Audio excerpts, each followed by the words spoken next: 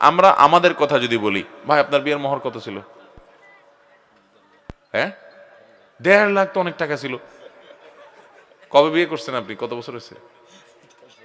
10 বছর আগে 1.5 লাখ টাকা বেশি হয়েছে। আপনার শ্বশুরও বেশি করছে আপনার বিয়েতে। দিছেন নি না কাটাকাটি? বেশি দিছেন আরো, মাশাআল্লাহ। দেখছেন হুজুররা সব মোহর দেয় ভাই। আমার বিয়েতে মোহর ছিল সম্ভবত 25,000 না 35,000। জি, ও আমার বিয়ে অনেক আগে, আমার বিয়ে 17-18 বছর হয়ে গেছে। যাই হোক, কেমনে বেশি ভাই? 35,000 যদি তখন হয়, এখনকার কত? 1.5 লাখ, 1 লাখ, এর বেশি নাকি? যাই হোক বাবারা, ভাইরা, খবরদার ছেলেরা কিন্তু এই ফান্দে পা দিবেন না।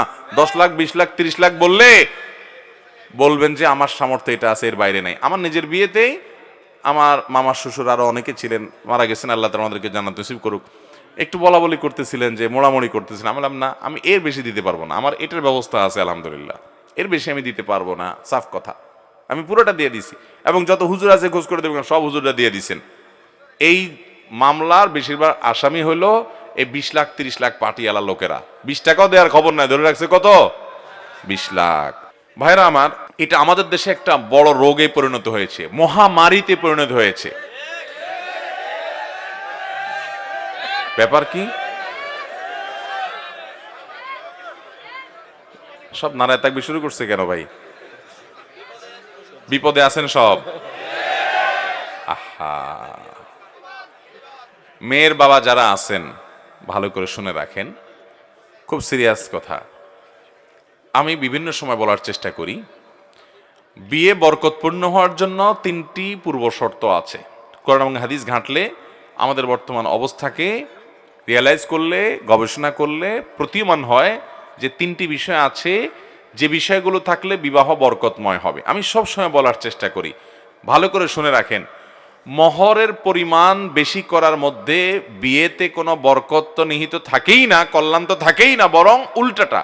নবী করিম সাল্লাল্লাহু আলাইহি সাল্লাম থেকে যে সমস্ত হাদিস বর্ণিত হয়েছে সেগুলো যদি আপনি সামনে রাখেন, একটা হাদিস আছে, ইন্না আযমান নিকাহি বারাকাতান আইসারুহা মাউনাহ, সবচেয়ে বরকতময় বিয়ে হলো সেই বিয়ে যে বিয়েতে মহরের পরিমাণ সবচেয়ে সহনীয় থাকে, কম থাকে। তাহলে 10 লাখ 20 লাখ টাকা মহর হলে সে বিয়ে বরকতময় হবে? হ্যাঁ, ছেলে যদি ওইরকম সামর্থ্যবান হয় তাহলে 10 লাখ কেন, 10 কোটি টাকাও দিতে পারে, সেটা তো ভিন্ন বিষয়, তার সামর্থ্য অনুযায়ী সে দিবে। এই জন্য সাহাবীরা বলতেন যে মেয়ের বিয়েতে মোহর বেশি হয় যদি গর্বের বিষয় হতো, তো মুহাম্মদ সাল্লাল্লাহু আলাইহি সাল্লামের মেয়েদের বিয়েতে অনেক মোটা অঙ্কের মোহর ধরা হতো। তোমাদের মেয়েরা তাদের চাইতে বেশি দামি হতে পারে না, তাহলে কেন অত টাকা মোহর ধার্য করছো? আজ বিয়েকে কঠিন করা হচ্ছে, শুধু মোহর কেন, বিয়েতে এতগুলো বাজার লাগবে, না হলে ছেলেকে ঘোষাঘুষি করা হবে, এত সব মানুষ খাওয়াতে হবে, না হলে বিয়ে করতে পারবে না। বিয়ে মানে একটা মহা কঠিন কাজ, ঠিক না বে ঠিক? শুধু আমাদের দেশে না, গোটা পৃথিবী আজ এই দোষে দোষী হয়ে গেছে।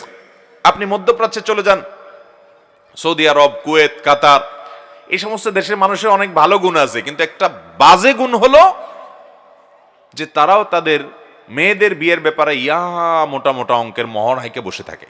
50,000, 60,000 রিয়াল, 1 লক্ষ রিয়াল মোহর ধরে বসে থাকে। এবং আরবের কোন কোন দেশে তো পারলে ভাবখানা এমন যে পুরো মেয়ের মাথাতে পা পর্যন্ত স্বর্ণ দিয়ে ঢেকে দিতে হবে, তার আগে বিয়ে করতে পারবে না। এই জন্য মিডিল ইস্টে দেখা যায় ছেলেগুলো সব বুড়ো বুড়ো হয়ে যাচ্ছে, বয়স্ক হয়ে যাচ্ছে, বিয়ে করতে পারে না। আছে না নাই? মধ্যপ্রাচ্যে যারা আছেন তারা জানেন, আমি ছিলাম, আমি জানি যে সেখানে বুড়ো বুড়ো হয়ে যাচ্ছে ছেলেরা, বিয়ে করতে পারে না, কারণ বিয়ে করতে এতগুলো টাকা লাগে, 1 বস্তা টাকা লাগে। অনেক বুড়া আছে, তার পয়সা কড়ি আছে, সে বিয়ে করতেছে একটার পর একটা, ভালো শরীয়ত জায়েজ করছে, সে করতেই পারে, তার রাইট আছে। কিন্তু অনেক ছেলে ফেলে আছে সারা জীবন কামাইতে কামাইতে শেষ, বিয়ে করতে পারে না।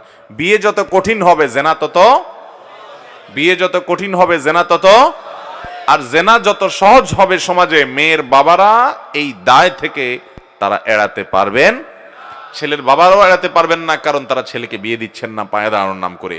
বাবারা বিয়েকে সহজ করেন। আমরা আমাদের কথা যদি বলি, ভাই আপনার বিয়ের মোহর কত ছিল? হ্যাঁ, 1.5 লাখ তো অনেক টাকা ছিল। কবে বিয়ে করছেন আপনি? কত বছর হয়েছে? 10 বছর আগে 1.5 লাখ টাকা বেশি হয়েছে। আপনার শ্বশুরও বেশি করছে আপনার বিয়েতে। দিছেন নি না কাটাকাটি? বেশি দিয়েছেন আরো, মাশাআল্লাহ। দেখছেন হুজুররা সব মোহর দেয় ভাই। আমার বিয়েতে মোহর ছিল সম্ভবত 25,000 না 35,000। জি, ও আমার বিয়ে অনেক আগে, আমার বিয়ে 17-18 বছর হয়ে গেছে। যাই হোক, কেমনে বেশি ভাই?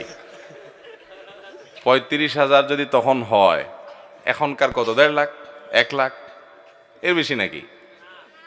যাই হোক বাবারা, ভাইয়েরা, বিশেষ করে মেয়ের বাবাদেরকে বলছি, নবী আলাইহিস সালাম বলেছেন বরকতময় মোহর, উত্তম মোহর, নেআমাস সিদাক, সবচেয়ে উত্তম মোহর হলো আইসারুহু, যে মোহরটা সবচাইতে সহনীয় হয়, সহজ হয় পরিশোধ করা। দেখেন, ধরলেন 10 লাখ টাকা, 10 পয়সা আপনার মেয়ে পাইল না, এ দানায় পানায় করে চিটারি করে লাভটা কি বলেন?